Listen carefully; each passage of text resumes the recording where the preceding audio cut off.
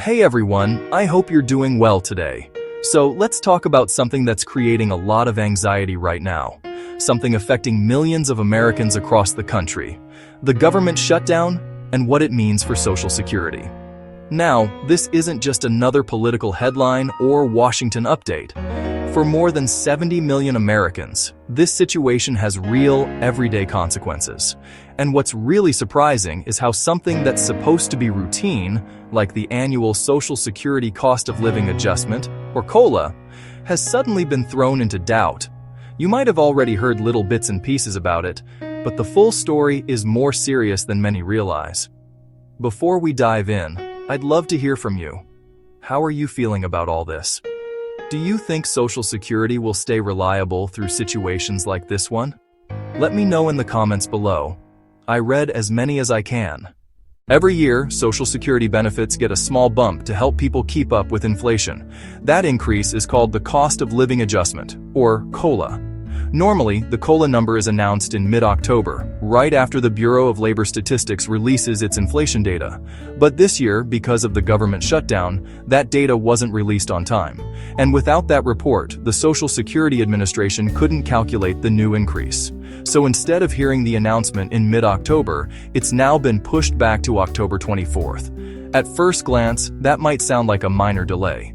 But for people living on fixed incomes, even a few weeks of uncertainty can make it really hard to plan their monthly budgets for the year ahead. And here's the thing. This year's COLA isn't expected to be very large. Experts are predicting an increase of around 2.7% to 2.8%. For the average Social Security benefit, that translates to about a $54 monthly increase, bringing the average check to just over $2,060. Now, if you're trying to keep up with rising rent, food prices, and healthcare costs, that extra $54 doesn't stretch very far.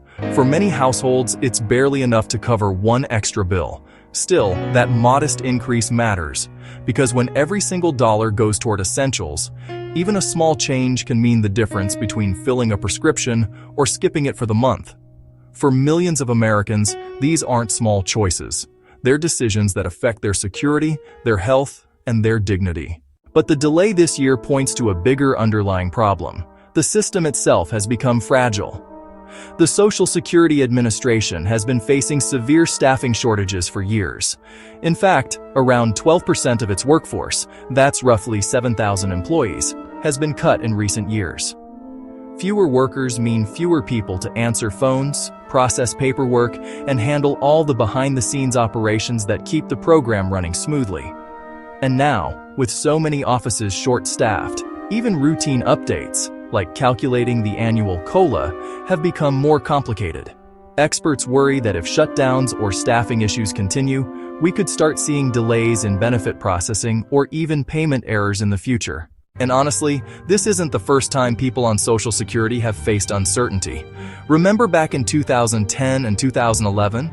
There was no COLA increase at all, 0%. Prices kept climbing, but benefit checks stayed exactly the same. Without these annual adjustments, the value of those benefits falls fast. To put that into perspective, someone who was receiving $2,000 a month back then would have lost nearly half of their purchasing power today if those increases hadn't been added each year. Even with COLA increases though, there's another major issue that affects retirees, Medicare. Most people don't realize that rising Medicare premiums often cancel out a big part of the COLA. For 2026, Medicare Part B premiums are projected to rise by more than 11%, which means an extra $21 or so each month. So, if your Social Security check goes up by $54 but your Medicare premium increases by $21, that's only $33 more in your pocket. And that's not much, especially with prices still high everywhere you look. A lot of people are asking, why does this keep happening year after year? Why is something so essential tied up in political gridlock and bureaucratic delays? The answer lies in how the government calculates inflation for Social Security. They use something called the CPIW, or Consumer Price Index for urban wage earners and clerical workers. The problem is that index doesn't accurately reflect what older adults actually spend money on. It focuses more on costs for working households, not retirees. That's why many lawmakers have pushed to switch to a different formula called the CPIE, or Consumer Price Index for the elderly. This version gives more weight to expenses like healthcare, housing, and prescriptions, things that take up a much bigger share of seniors' budgets. But so far, Congress hasn't passed that change. So every year the same debate restarts, and the same frustrations come up. And what's happening now has made many people lose trust in the system altogether. Recent surveys show that more Americans than ever are unsure if their benefits will arrive on time, or even if Social Security will exist as it is in the years ahead.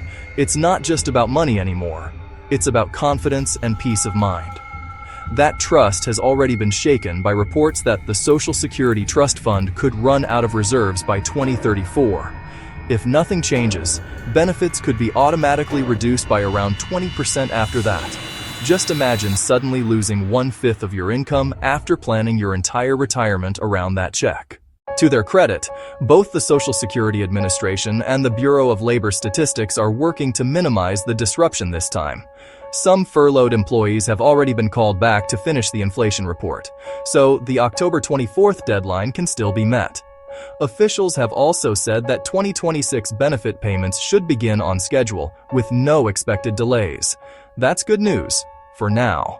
But let's be honest, these are still temporary fixes. Calling employees back just to keep things running isn't a long-term plan. It's like patching a leaky roof instead of replacing it.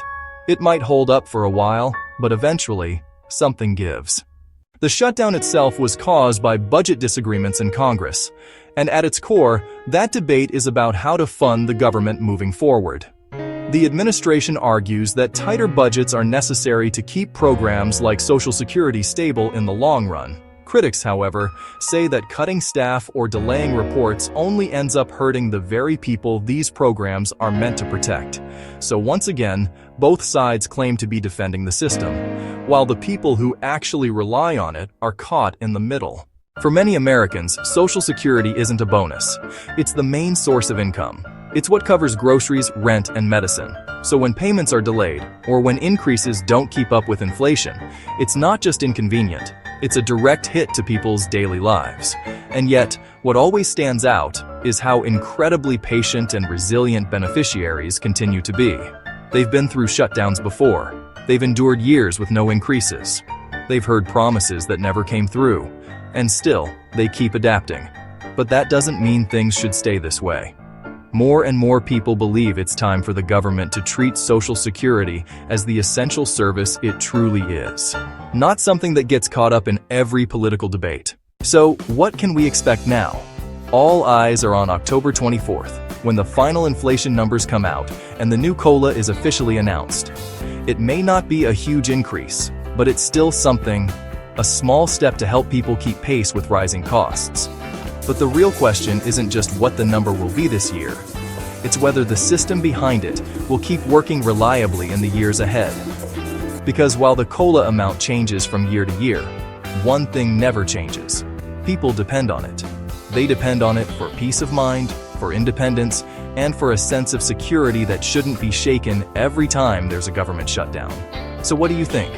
Should the government create stronger safeguards to keep Social Security separate from shutdown politics? Or do you believe things will eventually balance out on their own? Share your thoughts below. I'd love to hear from you. Thanks so much for watching. Take care of yourself, and I'll see you in the next one.